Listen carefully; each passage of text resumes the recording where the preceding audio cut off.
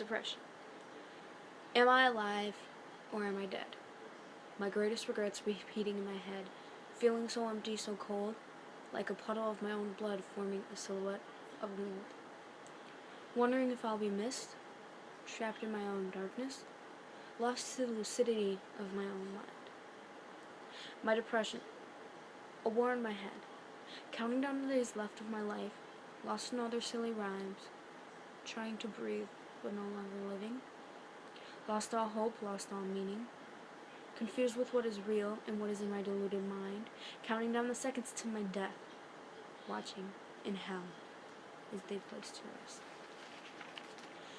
Have you ever seen the picture that says self-harm isn't a joke and anorexia isn't funny and stuff like that? Well, it's true. Those things are not funny. You don't know how much pain someone has or how messed up their brain is and how bad their feelings are, that they choose to harm themselves, that they choose that no life is better than the life that they do have. Some people deal with so much more than they show. You could see a girl in the hallway who's always smiling, who's always laughing, who's always surrounded by friends, but deep down you do not know what she goes through. She could be one of the saddest people around. She could feel like the only person in that crowd of people, that no one else sees her, that she's just there. Or you could see a girl who seemed so confident, so beautiful, but deep down you don't know what she goes through. She could have been abused. She could secretly be dealing with depression. That's something that can cause it. You don't know someone unless you truly know them, and even then you don't really know what goes on in their mind and what they choose to not tell you and what they choose to do tell you. They've become so perfect at hiding things and lying that in a split second, if they're crying or they look sad or they look distantly staring off, they can make up something so quick that you would think that nothing was wrong. Depression is a terrible mental disease. It is one so common nowadays, but many people fake it. Real people with depression, they hide it. They don't tell you. They don't want sympathy. People who fake it, they are the ones who will go up to you and tell you, to anyone actually who will listen, I'm depressed, I suffer from this, I suffer from that. If someone is truly depressed and they do tell you that they are depressed, that they have anorexia, that they have an eating disorder, that they self-harm, they must really trust you. Don't let them regret it.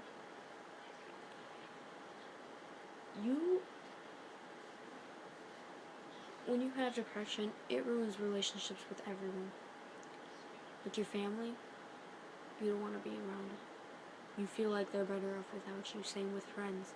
But you won't tell your friends because you don't want them to have to deal with what is wrong with you. Especially boyfriends and girlfriends. You feel like you're going to constantly lose them. You feel like they don't deserve to have to deal with what you go through while you're sad all the time. It's a horrible disease. And you could be sad anywhere, every day. You could be sitting in school motionless one day just staring off, and the next minute you become sad. You fight back the tears because you don't want anyone to know. If someone asks you you're okay, there goes the line, and you tell them, I'm fine, nothing's wrong, everything's okay, I'll be fine. You're always fine, aren't you? That's what you tell yourself. You often feel like you're worthless, or you're hurting, or you're letting someone down. But you're usually only hurting and letting yourself down. The absolute worst type of depression is when you're bipolar too.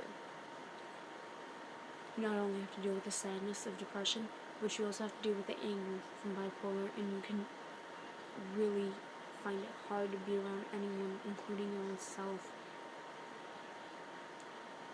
You will never fully understand depression unless you actually have it. Most artists, most writers, they're depressed. Some of the best work is from depressed people. Like a picture that I saw, and I redrew it. Society is what killed the teenager. Not the teenager killing society, not the teenager killing themselves. It's society what is causing it. It is the pressures to be perfect, the pressures to be skinny, pressures to fit in. People always told me to dream, but they forgot nightmares are dreams too. People told me not to fear the monsters under my bed, but they forgot to tell me that there are ones much worse in my head. People always told me of a broken heart, but they didn't tell me of a broken life. People always tell us the best of things, but forget to tell us the worst. Because the worst things are usually the things that our minds choose to tell us in the most harsh of ways. Most depressed people lay awake at night thinking back to everything in their life.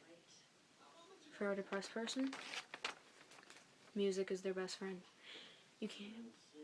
But another thing is you can't just tell someone to stop self-harming or to taking drugs or to taking pills if they're depressed, because it's not that easy. A friend recently asked me after I told him that I had cut because of how much emotionally problems I have in my head. He said, "I'm not judging you, but what do you get out of it? What do you get out of cutting yourself?" And it got me thinking, what do we get out of it? A release for a few minutes to get rid of hurt? But the most hurtful thing is criticism. People know that people harm because of criticism, so why criticize them even more about cuts and scars? Watch your words. They really hurt, especially if you're close to that person. Calling someone fat? Did you know she starves herself?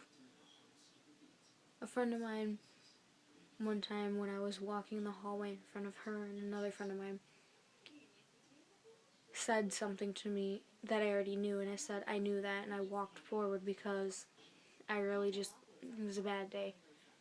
And she had the nerve to tell my friend she has a muffin top.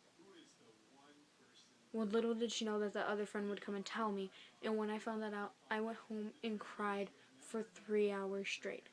Words hurt. You don't know that people starve themselves. You don't know how much criticism they give themselves because of how imperfect they feel. You call them ugly. Did you know how much makeup she owns? You call them worthless.